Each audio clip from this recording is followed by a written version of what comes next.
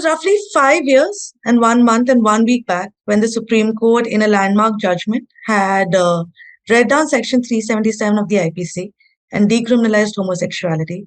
And 5 years since the 6th of September 2018, we're now on the 17th of October 2023 when the Supreme Court is yet another at a crucial juncture to decide whether or not legal recognition should be granted to same-sex couples in India. We have with us people that have been at the forefront of fighting this fight before the top court of India, Utkarsh, Saxena and Ananya Kotia, both petitioners before the Supreme Court seeking legal recognition for same-sex marriages, and also a couple for I don't know how many years you guys have been together, but I'm guessing a significant amount of time. Thank you, Utkarsh and Ananya, for speaking to us.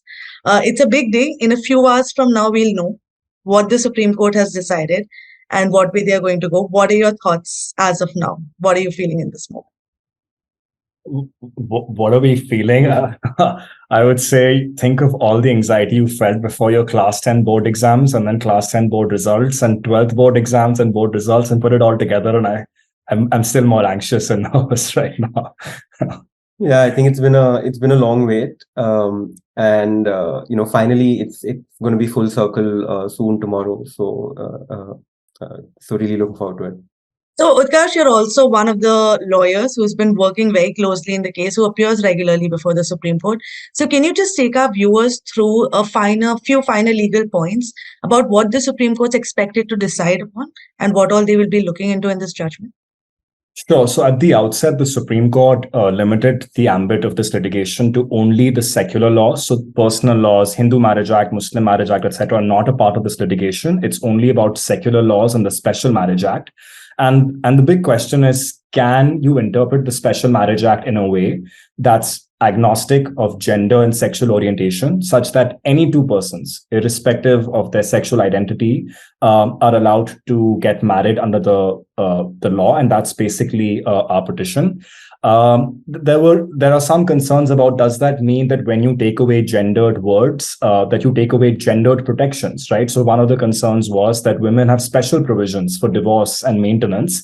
Do those go away because you're making them gender neutral? And our response to that was, no, you don't, because we're only challenging those gender provisions that are exclusionary of queer couples. Some of these are specifically designed for heterosexual relationships, for men qua men, for women qua men, and therefore they don't concern us, which is why there is a way to interpret this statute and address some of these concerns while making it inclusive of queer communities and without excluding or eliminating any of the protections already built in. One of the main concerns that I believe that the center had while this entire matter was going on was that this doesn't really fall under the ambit of the powers of a court to go ahead and do something like this. It should instead be handed over to the parliament to make an appropriate law at a time that they think fit. So what is your response to that? I would say that there is no lawmaking involved here. The law already exists. It's called the Special Marriage Act. It was made in the 1950s. The question is, can a law pick and choose and grant rights to some people and not to others? Because it has to pass the equality test of the Constitution. And therefore, our argument is that the forum that can decide that is not the parliament. You have the right to pass laws, which you've done. Now it is for the Supreme Court to assess the validity of the law, especially with an evolving constitution that has evolved post the privacy judgment in Puttaswamy, post the Navtej Johar judgment that decriminalized 377, that therefore this is in fact the right forum. In fact, I would argue that the court would not be discharging its function of scrutinizing laws or whether they pass the rigors of the Constitution if they didn't take up this litigation. Right. Kotia, I know you're not a lawyer, so I don't want to put you on a spot by asking you any strictly legal questions. But a lot of people might argue that after decriminalization of homosexuality, couples have a right to be in a relationship together. They can live together. They have all of those freedoms. So why do you specifically need a law in place for couples to get married? Anything you'd like to say about that? So I think I'd ask the question in return, why not? If you are okay, and if you do celebrate same-sex relationships after 2017, 2018, it's legal in this country, then why not marriage? For us, we've been together for 15 years now.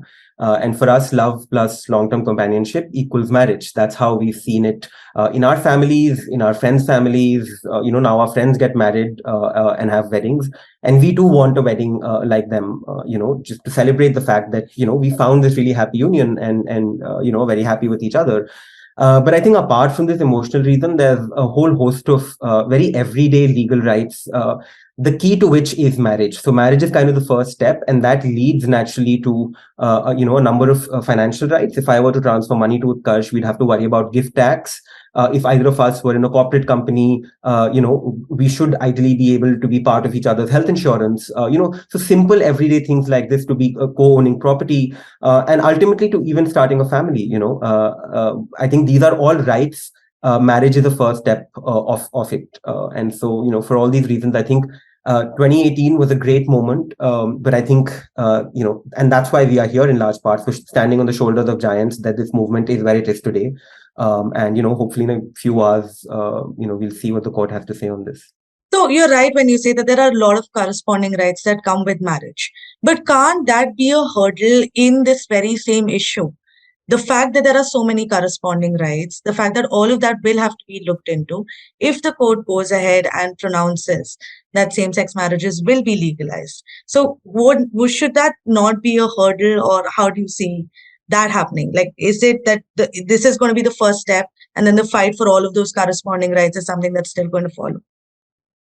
Yeah, so we made the argument to the court that the right to marriage in the Special Marriage Act is sort of like a key to other rights, right? So if you think about it, straight people who are married don't have to worry about their genders or sexual orientation under the Income Tax Act. The word there is spouse, right? Under the Adoption Act, under any other regulations on insurance or bank accounts. It doesn't say man, woman, husband, wife, right? Those are provisions that come in the Special Marriage Act. And our argument is, if you change the prerequisite, then hopefully automatically all of the statutes that just require a legally married couple, which we will be, should be eligible to access those rights. But of course, it depends on how the court grants this. If the court grants us only marriage and not the ancillary rights, then it can play out like that as well. But we realize that these are gradual, incremental wins, and we will, as we have come back after 5 years after Navtej Johar in 2018, we'll try accessing the court and appeal to the court again, saying that we can also be good parents, we can start families and want to adopt children. And if not today, hopefully the court will be amenable to that argument on another day. But we will keep fighting. Right. And only because it's such a big day, and I'm sure that all of the viewers will be tuned in. I also want you guys to speak a little bit about not just your journey with regard to this petition, but just your fight in general regarding equality that has been ongoing in India for many, many years. Because I'm sure there'll be a lot of young viewers right now who will also be watching you and hoping to feel inspired, to be comfortable in their own skin, to be able to talk about themselves, and to maybe come out to their families. A lot of people might be scared. So any words of advice that you have for them, irrespective of how the judgment goes today? I mean, if we go back to when we met, which was 2008, 9, 10, I mean, that time when we were in college, both at Hansraj College and Delhi University, we wouldn't have imagined that we'd be petitioners in a litigation like this. That was completely unimaginable. We were completely closeted, hadn't told our friends, family for at least 6 years after starting our relationship. And from that to here, so much has happened in the past 10, 15 years. We've seen a lot of social changes. We've seen, the big legal battle in 2018. And that's why I say, again, we're standing on the shoulders of giants. I think, this movement's been going both on the social arm as well as the legal arm, has been, and with the beneficiaries of that, really. Hoping no matter which way the judgment goes, the fact that this is a conversation or at the dining table, the fact that people are talking about this, I think that itself will encourage a lot of people, from the community, that they aren't alone. Yeah. looking forward to. And that's essentially how change starts, right? It starts with a conversation, with people agreeing to talk about it. And let's not forget, a long time before the Supreme Court decriminalized homosexuality, there was a judgment quite the opposite. So it doesn't mean that the fight is over. But what were the hearings like? Like, especially when the Constitution Bench hearings were going on. I believe you guys were attending it regularly. Was it emotionally charged? What were the hearings like? What was the Supreme Court thinking? What kind of questions were the judges putting? Any highlights that you would like to give to the viewers regarding how the hearings went? Look, it was an excellent bench. They were all incredibly bright judges. Asked us really valid, questions, which were tough. We had to sort of go back regularly after a day's hearing and regroup and have long conferences in our senior's office, just trying to understand what's the best way to answer these concerns. So the hearings were intellectually, of course, very stimulating, very fulfilling. But I think emotionally and personally, I mean, for me, this was the first time that I was appearing as a lawyer in a case where my own rights were at stake. And so that obviously made it more challenging. I thought it would be so easy to detach myself and just be a dispassionate lawyer, but it really wasn't able to do that. So at the court hearings would end and I would run out, and both Kotia and I would just move to a site and just sort of catch up and then go to the Supreme Court canteen and have some cold coffee and try to comprehend and digest everything that's happened during the day. Exactly. Yeah. And I think, but for me, the highlight of the entire hearing and litigation was the fact that it was live telecast. The conversations typically lawyers would have in Supreme Court canteens and corridors were happening in homes. Everywhere I went, they wanted to ask me about this senior advocate and the Solicitor General and this judge and what they were saying. And they were so involved that it was great generally for a civic sense where people felt more involved and participated openly in an actual legal discussion. And I think that enabled spotlighting queer stories, queer faces, and that's just so important to take the sting out of the conversation. So I'm incredibly grateful to the Supreme Court that they've started, streaming these hearings because it's very important for the country to see and participate in them and feel involved. You guys have also, I'm sure, been on a lot of news debates, news channels, interviews over the course of these past few months. And I also know that a lot of people, because of these interviews, have reached out to you with their own stories. So how much of a difference do you think this is making on the ground? Just the fact that there's a conversation going on.